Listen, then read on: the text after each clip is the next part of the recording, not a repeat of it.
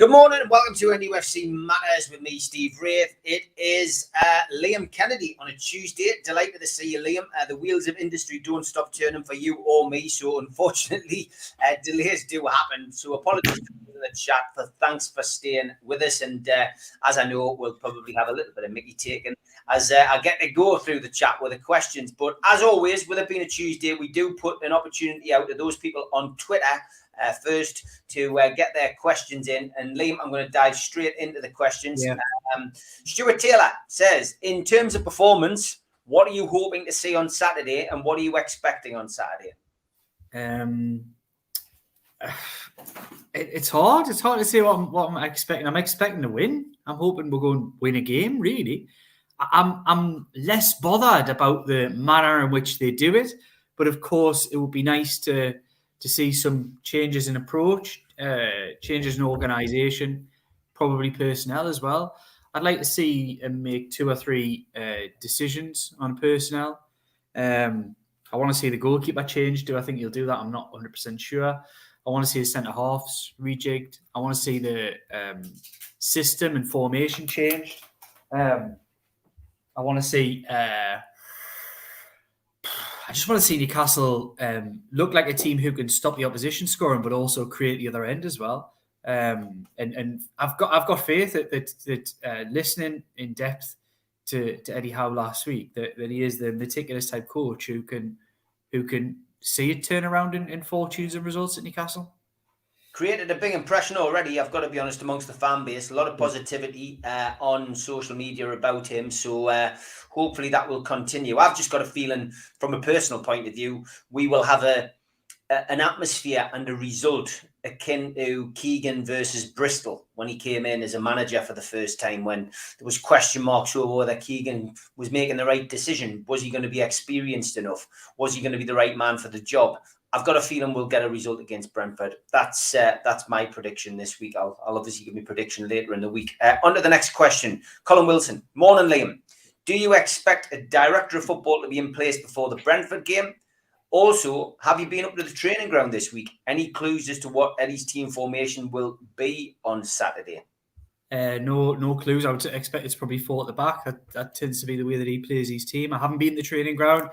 There's been nobody invited up there yet this week. Director of football, was that the other question? Yeah, director of football. I mean, we've had obviously the Middle Eastern show that we do now on a Saturday. We had a little bit of suggestion, it would be said, from our contacts out in the Middle East, Neil Mitchell and the lads, saying essentially that a director of football could be in place according to their contacts, before the Brentford game. So it's rumours. It's a strong gut feeling by those in the Middle East. No confirmation from the club yet. Anything in the media? No definitive answers on that one. There's a lot of talk of Michael Emenalo, and I would love to see an appointment like that. I think it'd be really positive. But when I put that name to them last week, there seemed to be a little bit of playing down of it. Could that be? Look, I can't guess. I'm not going to start guessing, but no. The Emenalo stuff looks very Fonseca-like in its manner, in which there's a lot of noise coming from one end and not as much coming from the other. Look, I hope it is true, and I hope the guys in the Middle East have got this one spot on. But we'll just wait and see. It would be really positive if he came in. But like I say, the club, the way I look at it is, they've either maybe learned some lessons and thought, did we get the Emery stuff right? And are we going to play this Emenalo stuff down until it happens or it doesn't happen? Or he isn't the man. I think and I don't know which one of those arguments it is. And I know that's quite broad brush, but it could be either of those. I don't know which one it is. But all I can say is that when I put the name and the conversation and the things that were coming out in certain parts of the media last week to a very well placed source, it was played down. So take with that what you will. Yeah, the bottom line is, Liam, you're there to ask the questions, and you always seem to ask the right ones. So we've got to take that as being led in the right way. So look, we'll wait and see what happens. Ian Holt says, heard rumours about Ramon Planes, is that the right pronunciation? God knows, from Barca, as he is their technical secretary, who works under their current director of football, interested in us. Do you think that Emanalo has suggested him to work under him if he is likely to be appointed, or have you heard anything similar? So obviously we've already dismissed the Emanalo thing. Now we're getting suggestions of technical secretaries. I've never heard that. I've never heard that job title. Like, what's a technical secretary? What I'm saying is, I'm not going to rule out Emanalo, and I'm not going to rule out Planes or however his name is pronounced. I don't know how it's pronounced. Cheers! You dug us out of a hole there. It's all hypotheticals. I honestly don't know. It's not something that I've heard mentioned by anybody. But of course, I've seen the reports elsewhere in the foreign press. So I think we'll just have to wait and see. I don't, like I said, my information on the Emanalo stuff is well sourced. So we'll have to wait and see. Well, it really will. I think it's obvious to everybody out there, if we're going to be honest, is that they want some kind of director of football in place. And I think they've got names that they want. I think it's a key thing, especially before January. But as you've mentioned numerous times on this show, Steve, and I've seen mentions by people very high up in the national press. 2 seconds, I'm just going to... Is it the dog? Is the dog? I'm letting the dog out. Oh, God, it's a classic. The dog's getting as bad as Malcolm's. Well, that's what I was fiddling on before. I was stopping her trying to bite the chair. I was letting her out in the garden. I'm going like this all the time. People's probably thinking, "What's he doing?" She was biting the chair, like. There's MSN's headline this week: Savage dog attacks chair on Newcastle podcast. So yeah, where was I with that? Well, look, I'll ask you the other question. What's a technical secretary? I've no idea. It's all hypotheticals. That's the way it is. I mean, we'll just have to wait and see. They do want a director of football in place. We're absolutely sure of that. But as you've mentioned, that's where I was going. As you've mentioned on previous shows, that I've seen it mentioned by prominent members of the national press on social media in the last 7 days that there is absolutely no football expertise and no football thought process at the top end of this consortium. And you've mentioned on numerous occasions certain names. One in particular, McParland in particular. Yes, he might not be everybody's cup of tea. I mean, I've spoken to some people in Scotland who said he had, carte blanche at Rangers, did they sign the right players, this kind of thing. But look, the bloke's got experience at Rangers. He's got experience at the top level with Liverpool, numerous other Premier League football clubs. Brentford. Yes, there is football expertise there. Whether you think it's good football expertise or bad, it's not a case. They're not just sort of making this up as they go along. So they have got football advisors in place. There are football advisors every part of this consortium who are giving their advice. And whether you agree with it or not, it isn't just sort of flying in the dark. They do know what they're doing. Some of the national press decide on a narrative if they're not maybe getting what they want from that particular person. And I'm not just talking about Newcastle here. Yeah, I'm talking about football in general. So let's just say that somebody gets on very well with a manager at a football club. He gets all the exclusives. He gets all the stories. But then another journalist who maybe isn't getting that kind of access decides, well, if I'm not getting that access, I'm not going to make his life very pleasant at the football club. Does that kind of thing happen? I mean, I don't think it's as calculated often as that, but I think there can be human nature. I was just going to say, it'd be naive to think that kind of thing doesn't go on, because it goes on in every walk of life. Of course, it does.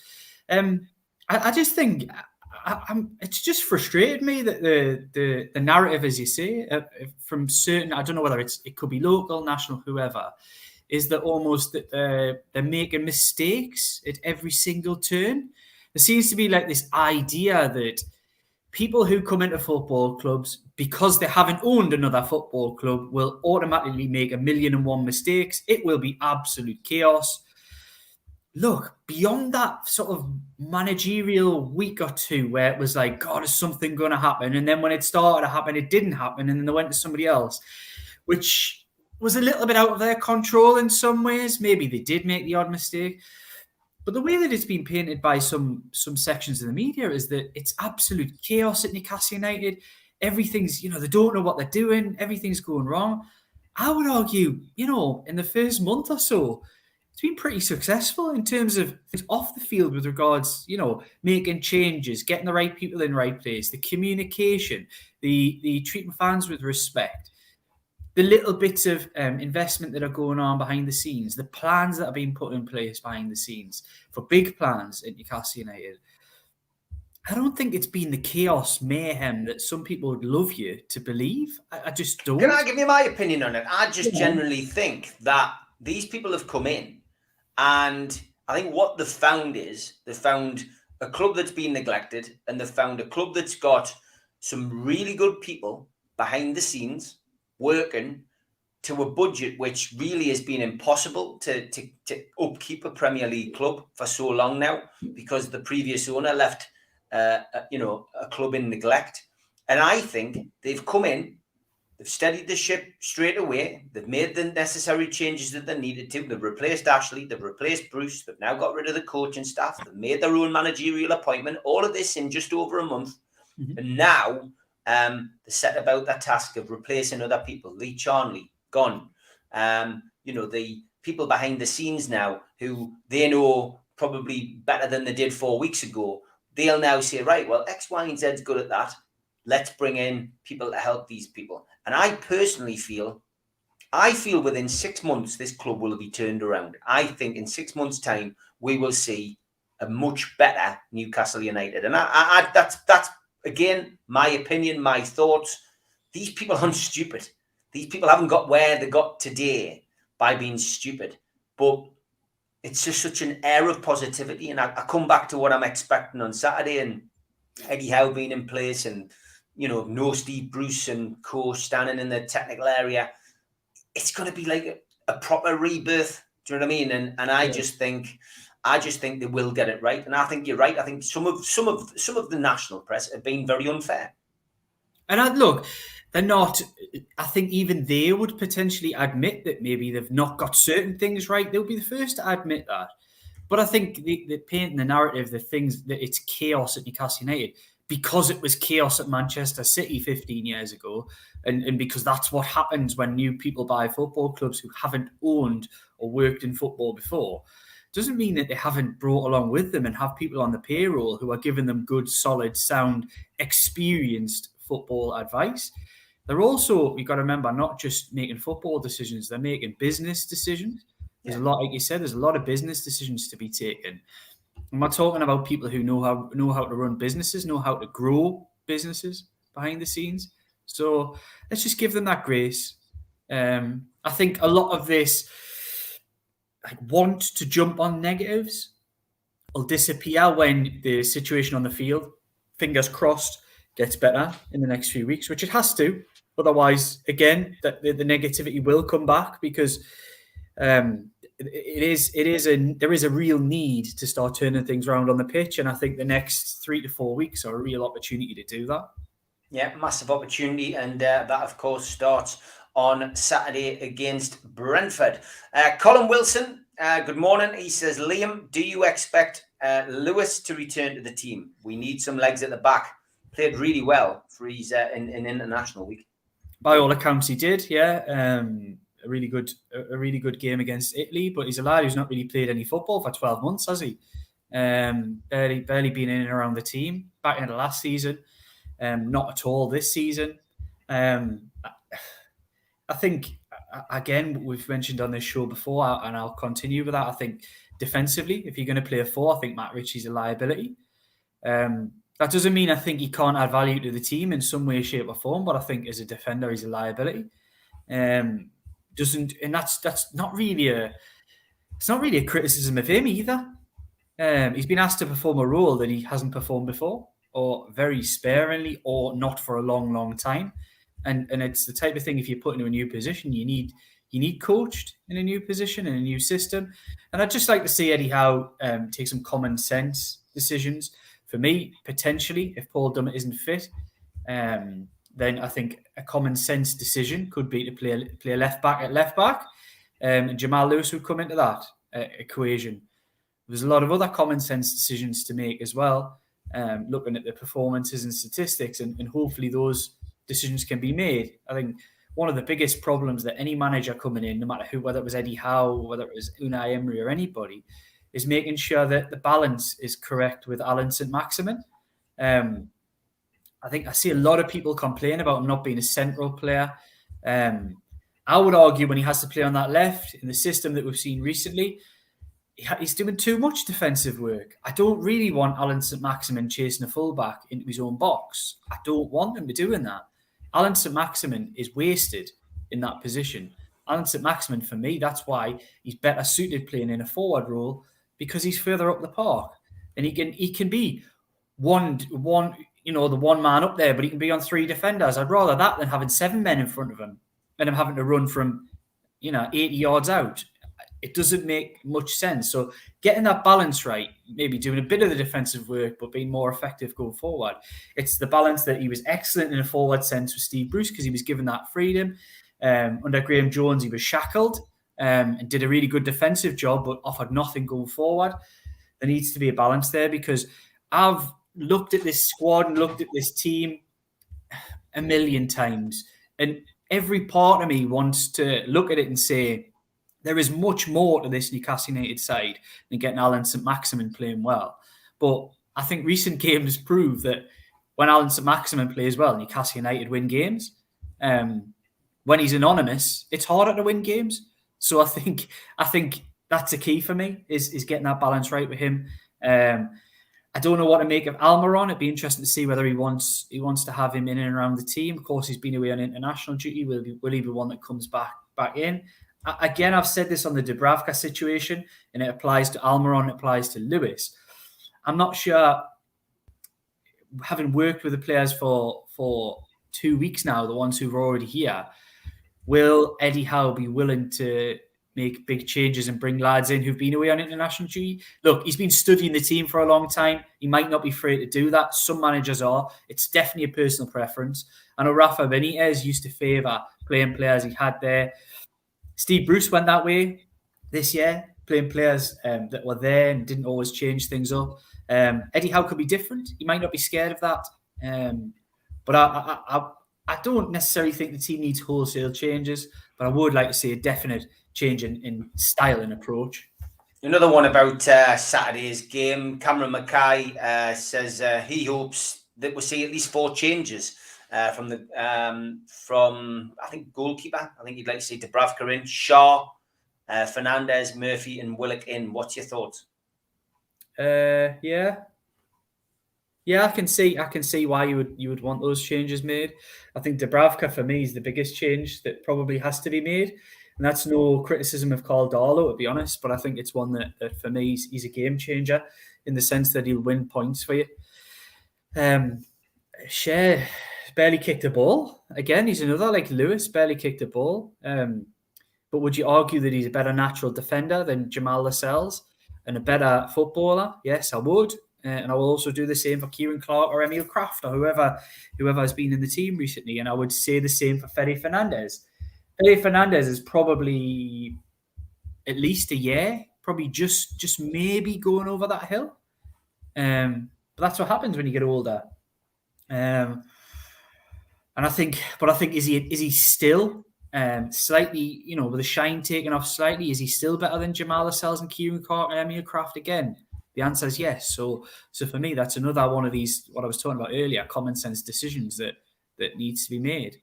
If you want me to be a bit more specific, I could quite easily pick a team that I would probably pick, and I think I would definitely go with those 3: Fernandez, Shea, and Dubravka in the team.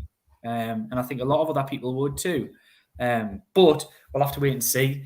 I mean, I'm certainly not going to be one of these people who jumps off a cliff on 2:00 if Emil Kraft's name's in the team or Joe Linton's name's in the team. I think people just need to, I would just urge with fans, just chill. You've longed for all of this change. Let's try and be a bit more positive about things. So I think I'm not going to be one to jump off a cliff immediately. But I know I see social media, I see it all the time.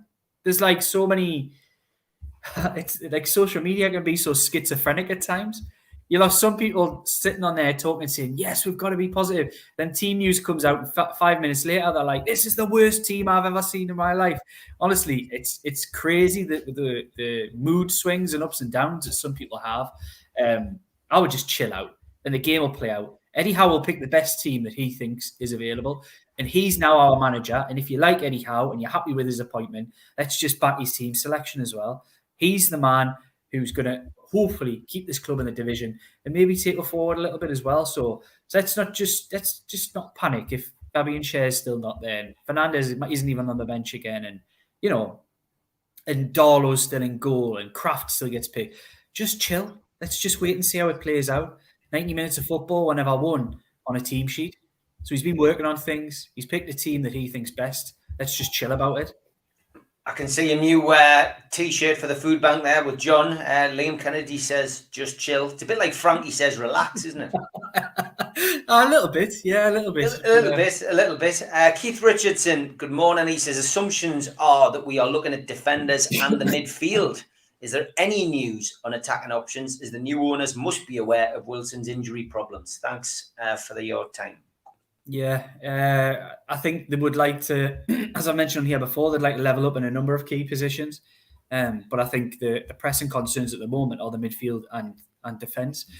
I've been banging this drum since January. Anybody who's watched this show since then will know what I think about the defensive unit and how weak it is and how much it needs strengthened. So I think that's one thing that will be strengthened in January, and I think it'll be strengthened considerably. On a forward sense, we all know Newcastle United are one injury potentially from a Callum Wilson away from losing the goals on this side, and I think that's another thing that probably will be addressed. But I suspect the defensive stuff, because we're just kind of we don't really feel fit for purpose for me as a defensive unit. So I think that will be one that's absolute priority, and I actually agree it should be absolute priority.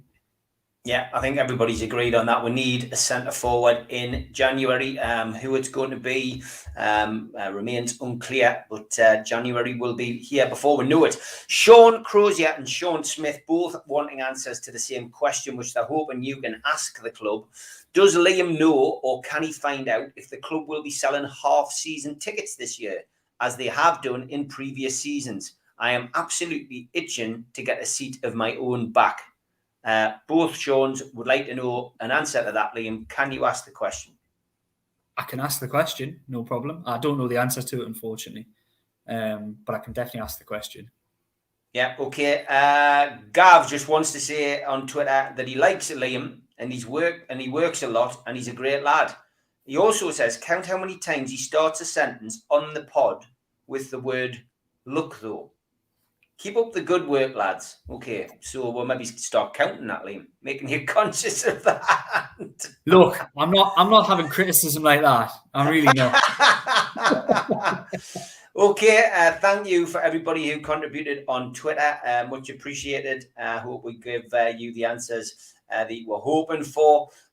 Tom Dixon, good morning, mate. He says, with Newcastle having a fully fit squad to choose from at the weekend, who do you expect us to play against Brentford? It's a slightly different one. I mean, who do you expect to play? I mean, I would expect Dubravka to be in, Tom. I think he'll get back into the side this week. International duty, he's been involved. Again, it's clutching things out of fresh air, isn't it? I don't think he'll make too many changes. I don't think he'll make too many. Do you agree, Liam? Yeah, I agree. I don't think there'll be 6 changes or anything ridiculous like that. I don't see it. I could see 3, 4 changes maybe, but I don't think it'll be. I don't know. I'm with you. I don't have the feeling that there's going to be a big, huge personnel change. I think it'll be more system and approach, in the way that they play, and the way they try to play, and the way that they set up. I think that'll be the big differences. For me, like I said, I've said 4 or 5 times already on this show that Dubravka's the first change that I would make. I think you've seen a big upturn in fortunes at the back end of last season when he was eventually put back in the side. And that's because although he makes the odd mistake, which goalkeeper doesn't, he wins Newcastle United more points than he's ever lost to. And for me, he's one of the best goalkeepers that we've probably seen at Newcastle United. And I think he should be in that side. And that, again, that's no criticism of Carl Darlow at all, because great lad, great character, everything about him. Good standing goalkeeper, has performed really well when needed to. But I think Martin Dubravka, it's about levels, and I think he is a level above. Yeah, definitely. I would agree. Geordie Toomba Life says, is it just me? I can't recall the media talking about relegation in the first week of November. It's absolutely ridiculous. I always thought it was around Christmas time when all the talk started. Is it too early to talk about relegation in November? Not really. I don't think so. Personally, I don't think it is. I think when you're talking about a football team who you only play 38 games in a season, and for the first 11 of those, which is not far off a third of the season, they haven't won. They're staring a relegation in the face. Of course they are. If they even better that form by 50%, then they're still going to be in and around the bottom level. So I think it is early, but I've never heard the Christmas one.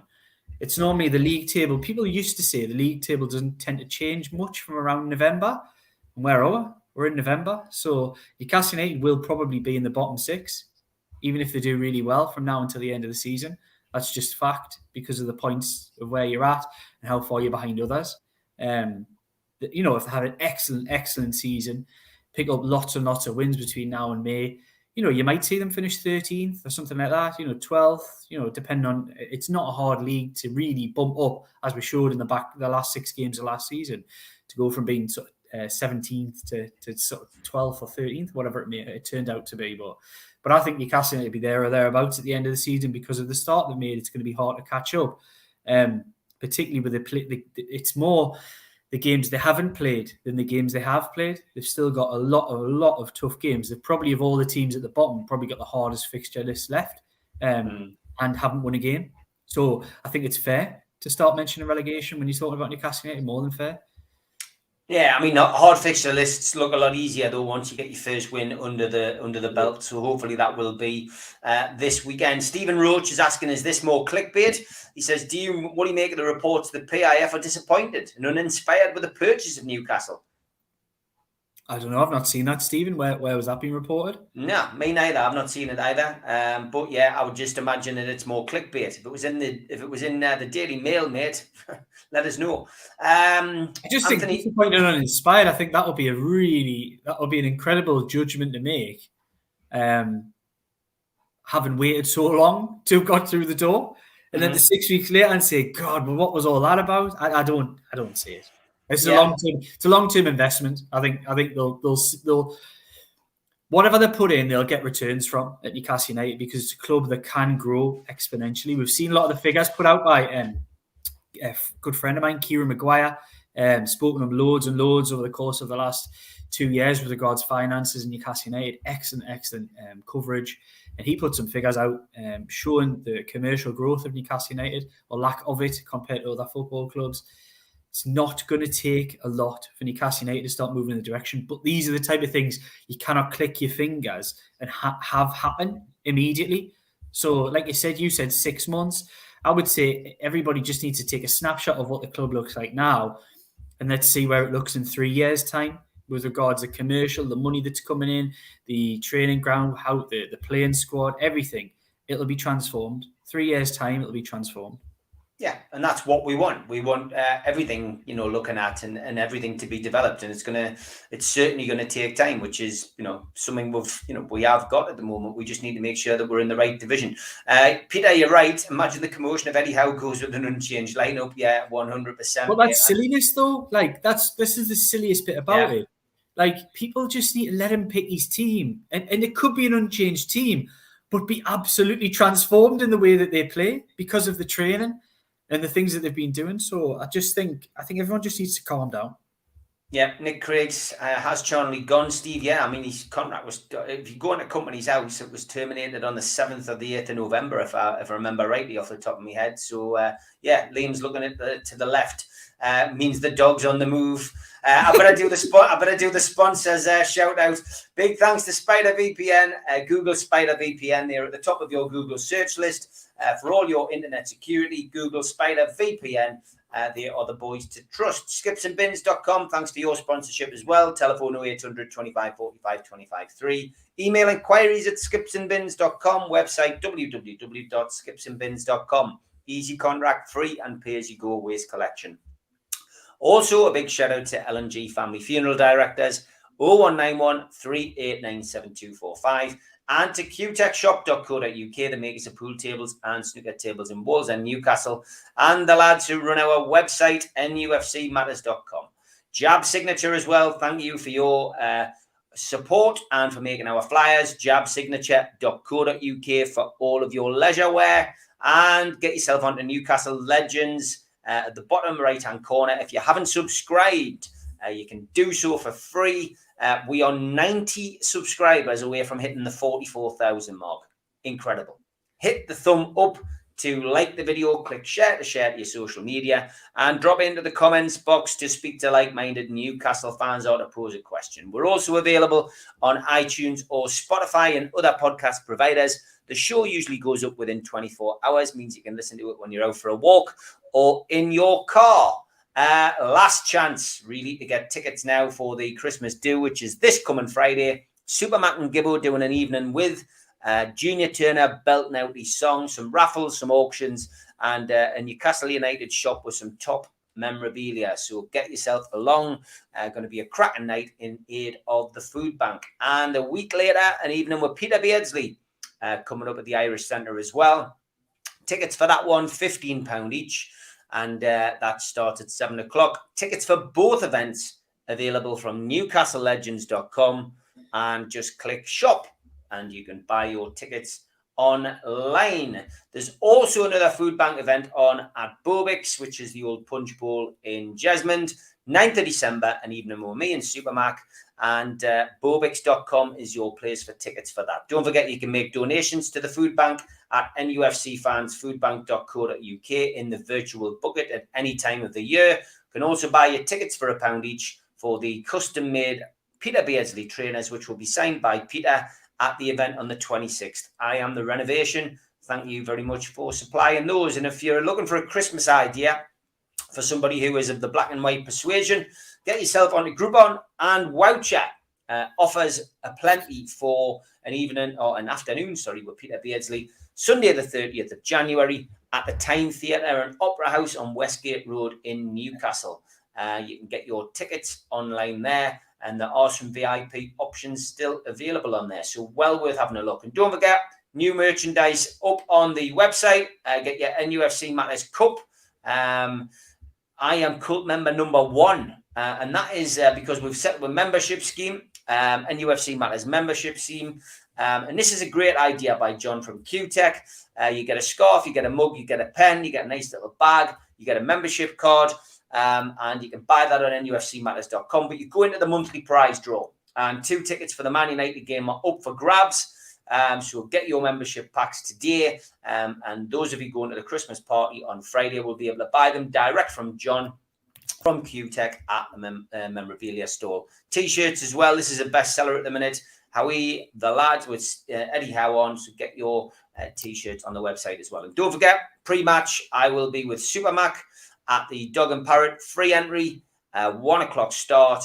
Me and Supermac will be talking and looking ahead to the game on Saturday, and looking forward to seeing as many of you there possible. Build up a nice little crowd there now, and it is always good to see you. And those of you who are of a true crime interest as well, have a jump onto this story. I keep plugging this one, but it was a great interview. Newcastle fan Paul Bogey, who was addicted to heroin, turned his life around and became a Royal Scots Guard. Cracking story, cracking book, well worth a look at in the playlist. Just have a look through the true crime playlist and you will find that. Okay, back to the questions. Dale Ord, morning. He says, just how big are the next 4 games for us? With 3 of the next 4 against relegation rivals in such a short period of time before some horrible fixtures in December. I think we know the answer to that, Liam. It's huge, isn't it? Absolutely huge. I think it'll be going some way to expect a team that's not 1 in 11 to suddenly win 3 out of 4, but it certainly feels like that's what they need to do. I would say they definitely need to at least win a couple of those games to get themselves back within touch and distance of the teams above, and hopefully they can. And I think they couldn't have asked for in my opinion, they couldn't have asked for a better start. Eddie Howe couldn't have asked for a better game as well. I think I hope I'm still saying that come 5 o'clock on Saturday night, but I do think it's quite favourable. I mean, apart from maybe picking somebody like a Watford, I don't think there's many other teams you'd rather be playing in your first game at home, St James's Park, big crowd, War Flags doing another event.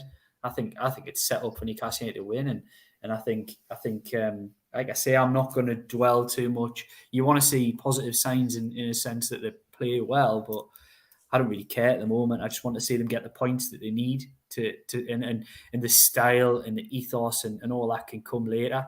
Let's just get points on the board. Let's start getting ourselves moving in the right direction. Thoughts on Gerrard going to Aston Villa? Asks Keith. Bothered. I don't like it. It's not one that, again, I've seen some bizarre national columnists talking about how Newcastle United had missed out on somebody. It's hard to miss out on somebody that isn't really in for the job. I think the thing that I would always look at with Gerrard, and I think he could go there and do a brilliant job. And I don't mind if he does. I'm not really bothered about Aston Villa. This is Newcastle United, and that's all I really care about at the moment. But what I would say is that under Rafa Benitez, he was the first manager in a long time to almost break the mould of Newcastle United, under Mike Ashley in particular, being the stepping stone football club. He wanted people to come to the football club who treat Newcastle United as their goal, as in they want to be here. And they were desperate to sign for Newcastle United because it's Newcastle United, not because Newcastle United was somewhere a means to an end for them. And I think the one thing that will be impossible for Gerrard to shake at Aston Villa is that it is his stepping stone to Liverpool. So if he'd come to Newcastle United, you can imagine he'd probably be in the same position, that it would always be a case of when's he going to Liverpool.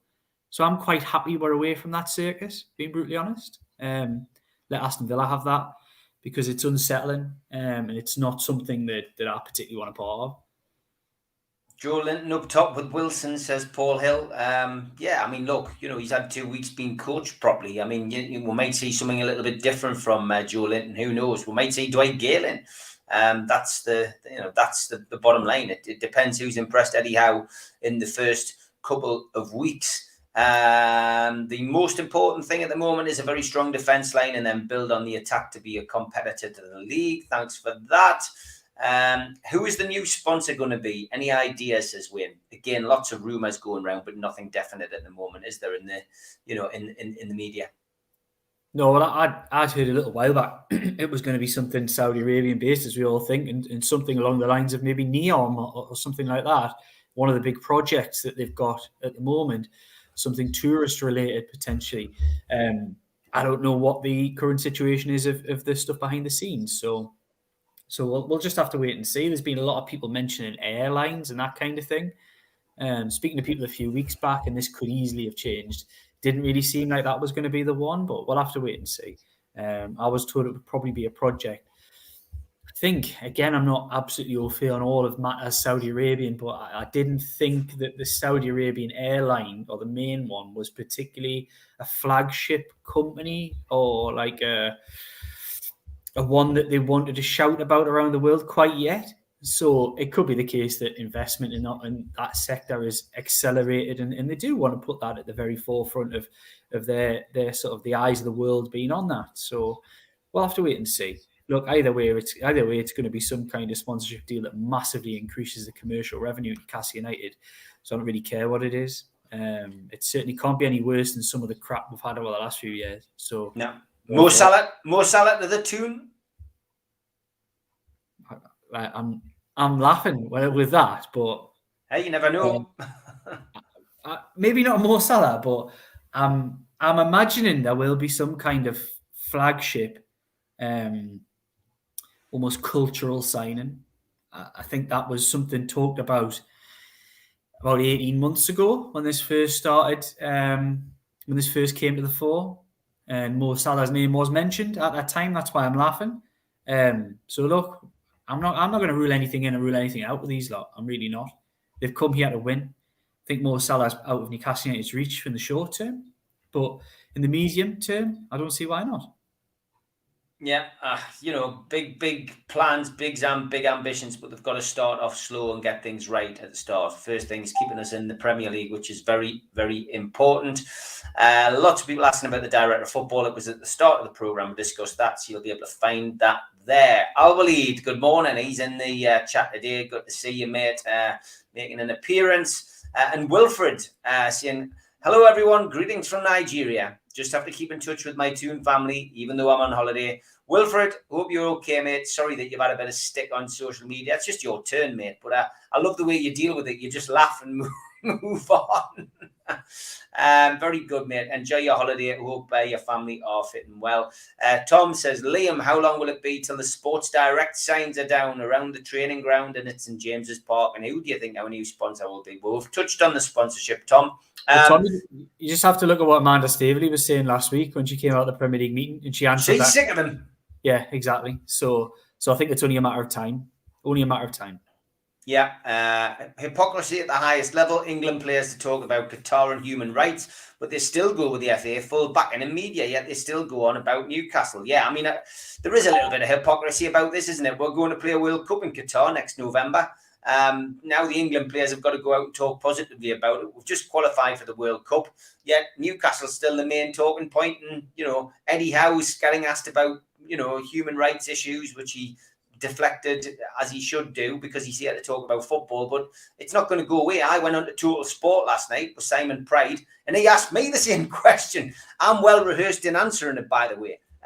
Plenty of other countries have got human rights issues. You don't need to look much further than places like China, etc., who are just as bad, if not worse. So, it's got nothing to do with football for us. We just want to see the team do well. We don't want to get dragged into geopolitical arguments and stuff. And, I answered the question fairly and squarely last night. I know Eddie Howe did in front of the press, but yeah, it's a bit hypocritical, isn't it?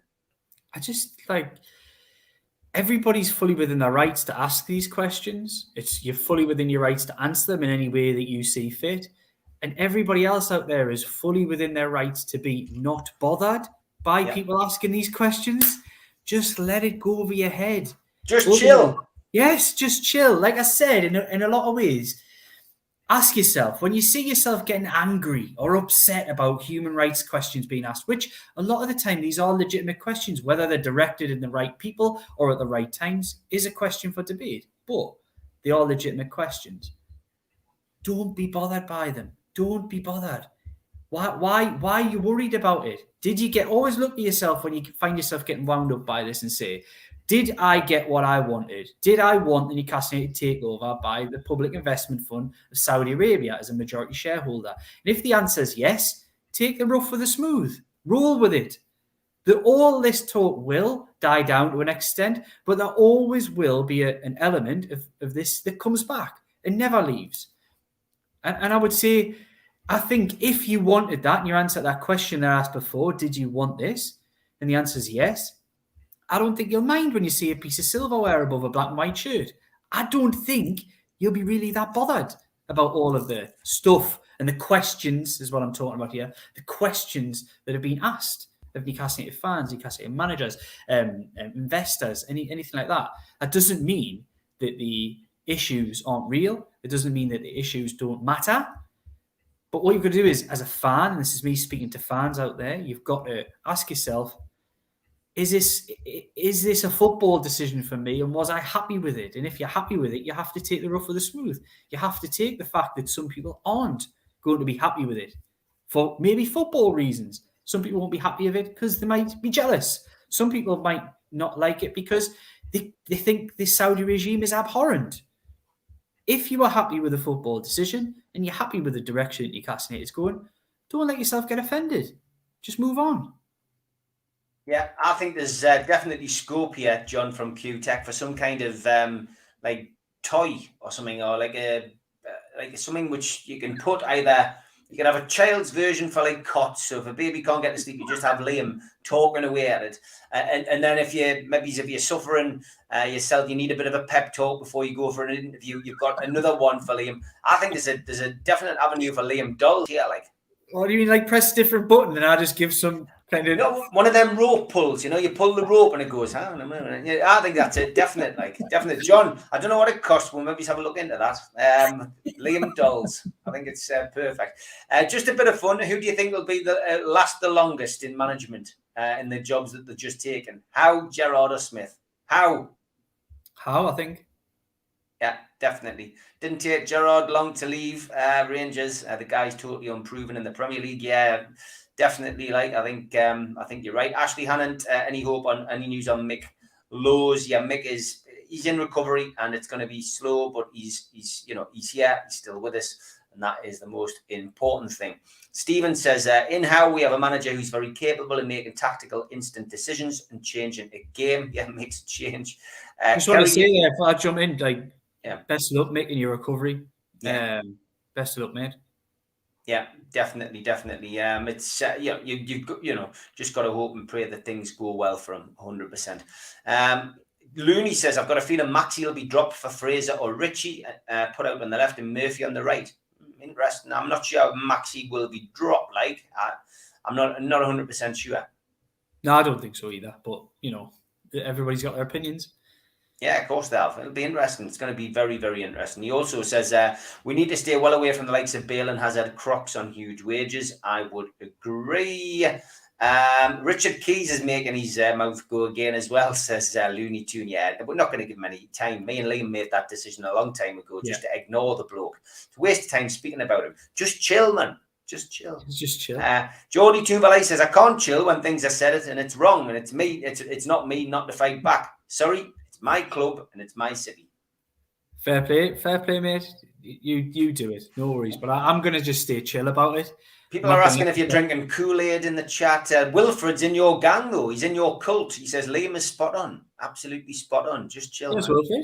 Cheers, Wilfred. Am I getting some stick in the chat? That's just because Wilfred's lying on a sun lounger in Nigeria with his family surrounding him, handing him cocktails. That's why. That's why he's chilled out. It's 50. Well, it's going to be 15 degrees here, Wilfred. So you're not getting all the good weather. 15 degrees is good in the northeast, as you know, for November. Next question. David Richardson says, thoughts on Steve McLaren saying that everyone who worked at NUFC, whether it was the tea lady or the groundsman, had to buy tickets for matches and never saw the hard work they put in during the week. It's true. Yeah, it's just a strange way to run a football club, isn't it? I don't think anybody necessarily deserves or has to have freebies at the end of the week. But it's a nice thing. It is a nice thing, and I think it is kind of. Is it expected in football clubs? It's just taken as a given. Yeah, it is. That was the time as well, though, if I remember rightly, when they had a scheme where everybody at the club was on a bonus. And wasn't that the season we drew 3-3 with West Brom after being 3-0 up? And we dropped out of the top 10 and nobody got the bonus. Players and everybody who worked at the club. All right, I'm not sure of the detail of that, but I think that was under Lambias. I'll have to double check, but that was definitely a thing. Everybody at the club was on a bonus. Staff, tea lady, players, and everything. And I'm pretty sure Newcastle were 3-0 up in the last game of the season. And the bonus was only going to be paid if Newcastle finished in the top 10. And I'm pretty sure Newcastle finished 12th because of that defeat. And nobody got that bonus. Not one person after a full season. And can you imagine what you would feel like working at the club and, being on a naff wage? I mean, players, a bonus to the players is neither here nor there on the wages that they get. But can you imagine being just somebody, member of the security team or whatever, you've probably got the money spent, haven't you? You know what I mean? And then suddenly that happens. It's a good captain sorts a sweetener for the rest of the staff there, don't they? That's what they do. A good captain, a good honest leader, and says, "Look, lads, we balls this up. We'll help everybody out." But I don't know the detail of it. You know what I mean? I don't know, so I can't exactly comment. Colin says Richard Key's Twitter account's been suspended. About time. Karma. Yeah, good stuff. I hope it has been. I don't even read it. You know, I seen there's somebody quoting it. I just don't read it. It's so. No, neither do I. I think I blocked his account. I muted it. I did one of the two because I never see any of his rubbish. Kieran Williams says, I know Amanda and the Rubens are committed. Still not convinced PIF are in it for the long haul. What do you think? I think they are in it for the long haul, 100%. Yeah, I agree. Absolutely. There's been no reason, Kieran, to suggest to doubt that. None at all. Surely the fact that they were there when a lot of people were telling you that they weren't there is showing that they've got commitment to this. They've been here long enough. They're not going to. They waited 18 months for the deal to happen. Having been in talks for around 12 months previous to that as well. I don't see where this idea they're suddenly going to bail out after. Someone suggested earlier they're already paid off. Are they going to bail out after 6 weeks? They haven't even started yet, man. They haven't even. I don't know where these stories come from, and who on earth is going to pay them 300 million plus to buy the football club?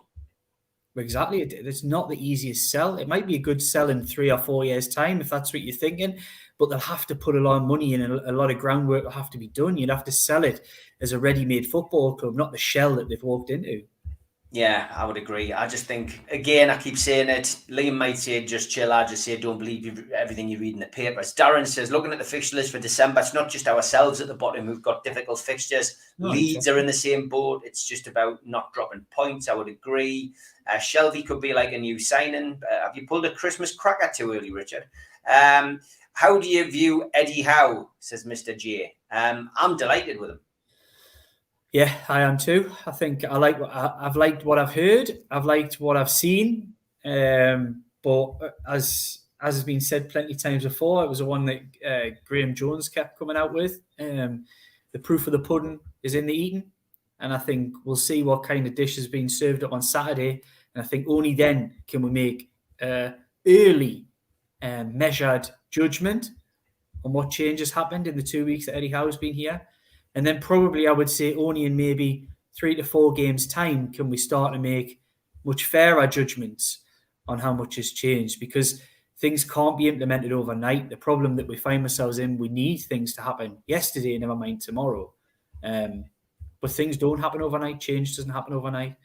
And this team's been playing poorly largely for a long time now, for the best part of 12 months, has been a disorganised shambles in a tactical sense, probably for the best part of 2 years. It's not a quick fix. It's not an easy fix, but I'd like to think from what I've seen and heard and the way Eddie Howe talks that he's got the tools to turn that around.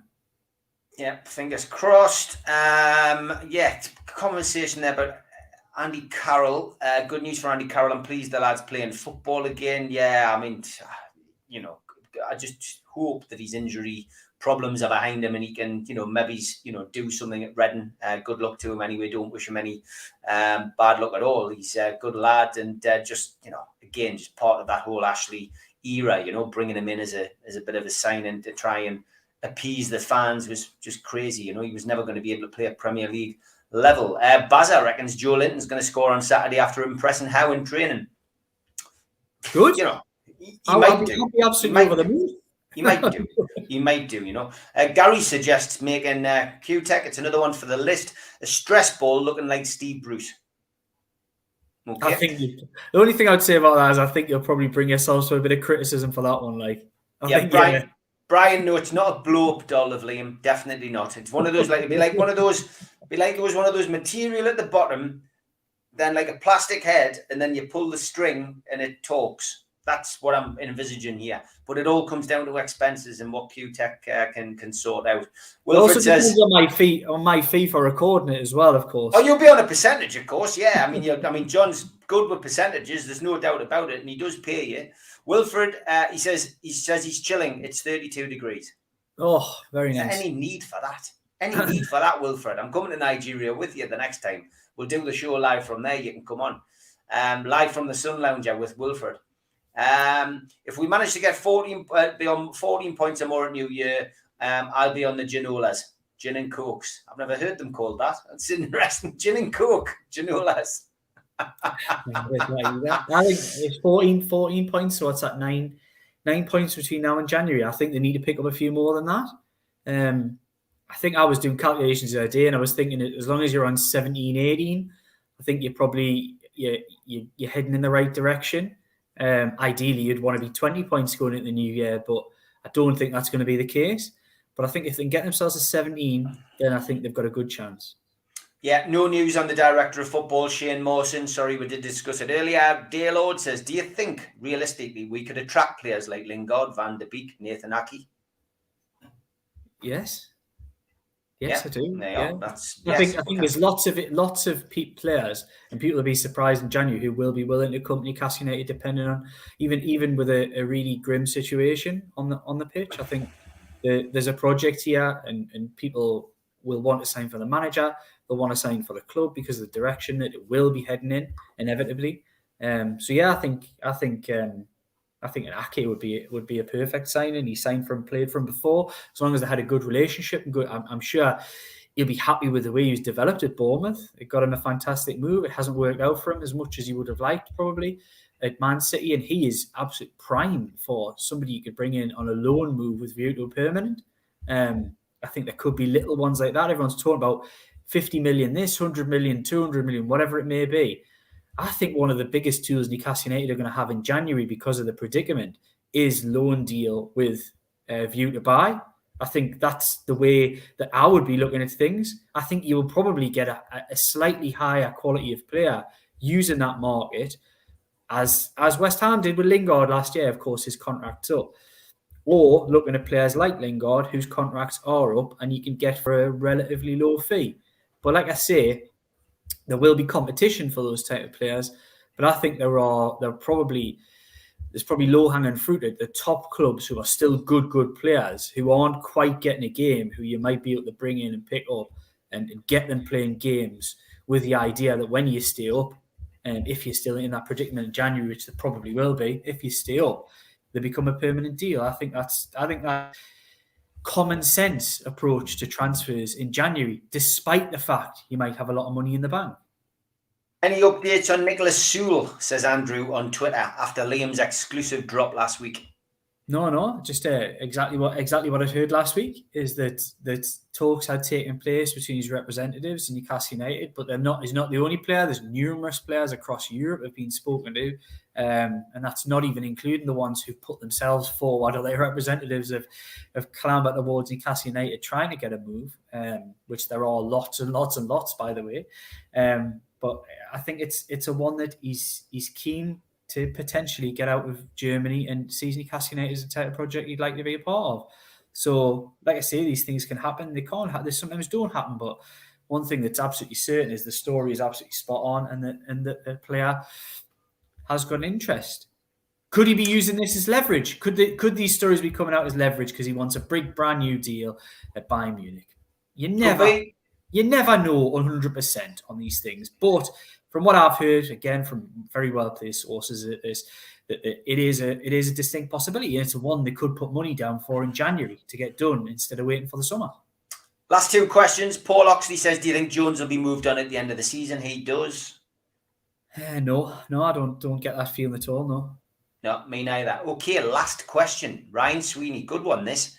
Stephen Liam, what book are you reading? I'm reading a book called Woke Up This Morning by Steve Schirripa and Michael Imperioli, who were Bobby Bacala and Christopher Moltisanti in The Sopranos. It's a new book written by them, and thoroughly enjoying it. And there's also a podcast, if you're not aware of it, called Talking Sopranos. So if you're interested in The Sopranos, get yourself onto there.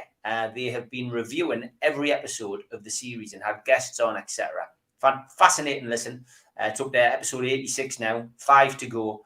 And I'm also booked in to see the Sopranos tour, which involves those two guys and the guy who played Big Pussy, who are going to be at the City Hall in Newcastle next year. So have a look on the City Hall's website, chance to go along. It's an audience with, and there are VIP tickets available. Well, there was anyway. I've got a couple of them to meet and greet afterwards. So should be good. Not my event, thank God. Chance to go and enjoy myself. But yeah, that's the book I'm reading. Liam, what are you reading? I'm not reading anything at the moment. Not Too busy chasing the dog around, stopping at biting tables and legs, and I seriously, life's too busy at the moment for me to be picking up a book. Just plus the bed. Beds, dogs, cats, jobs come to me backside at the minute. So it's a really, really busy time in the Kennedy household. So no book reading, unfortunately. That'll probably have to wait till the new year. Liam's reading a book called Chill Out, says Geordie. Thanks for that. And Ryan, no problem, mate. It's always good to get different questions which are away from football. Quick plug for where you're working, Liam. Probably take about 10 minutes to list all your jobs. I will at the moment, yeah, but I'll just stick to the one. NewcastleWorld.com. Check it out if you haven't already. Plenty of Newcastle United stuff on there, but lots more as well about the city, culture, restaurants, and all that kind of thing. So yeah, check it out, NewcastleWorld.com. Okay, great stuff, Liam, as always. That hour, it's always very quick, but I hope we've answered everybody's questions. We'll be back 10:30 next Tuesday. Well, probably 11:15. Take care, Liam. Cheers.